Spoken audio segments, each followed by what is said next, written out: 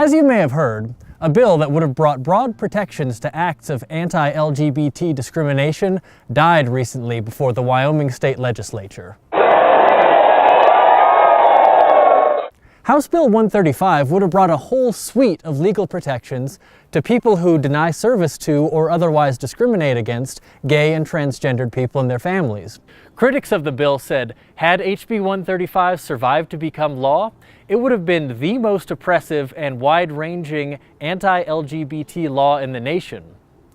But when the lawmakers sponsoring the bill pulled it from consideration, they said that people had it all wrong, that in fact, this was just an innocent little religious freedom bill, and it wouldn't have done any of the horrible things that people said that it would have.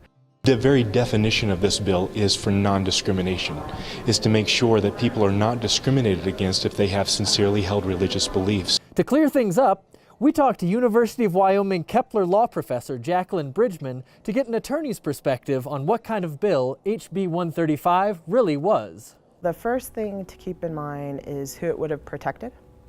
And it really protects a fairly narrow group of people. So it's people who hold two particular religious beliefs. The first being that marriage should be between a man and a woman.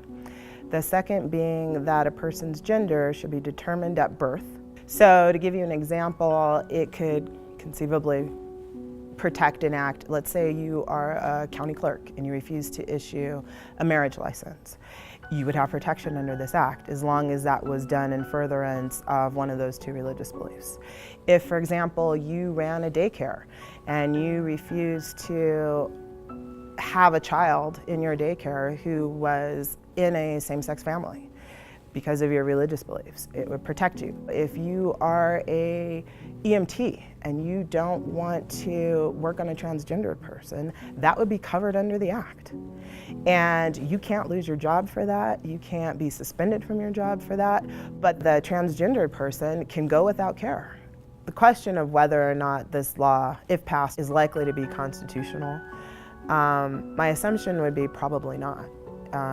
It's become fairly established in Supreme Court cases and jurisprudence that you can't single out a particular group for different treatment.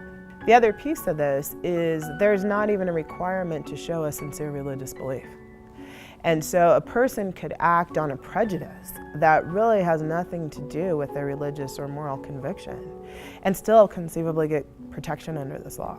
And this isn't really a religious protection bill because it doesn't cover religion generally. It only covers those two beliefs. You know, if you have other beliefs, well, you don't get this kind of protection. So HB 135 would have done a lot of really bad things, but that's not why the lawmakers sponsoring the bill withdrew it. They backed off because there was a huge public outcry against HB 135, hundreds and thousands of people contacting their representatives in opposition to the bill. People told their representatives everything from their own stories about facing discrimination to reminding lawmakers what happened to North Carolina with its own anti-LGBT law and the tremendous economic backlash that it faced as businesses withdrew from the state. Wyoming's economy is in crisis right now, and in order to recover, it needs businesses and creative young people to stay here. Hateful laws like HB 135 drive businesses and creative young people away. So HB 135 sponsors withdrew the bill, saying that they needed more time to think about it and discuss how to move forward.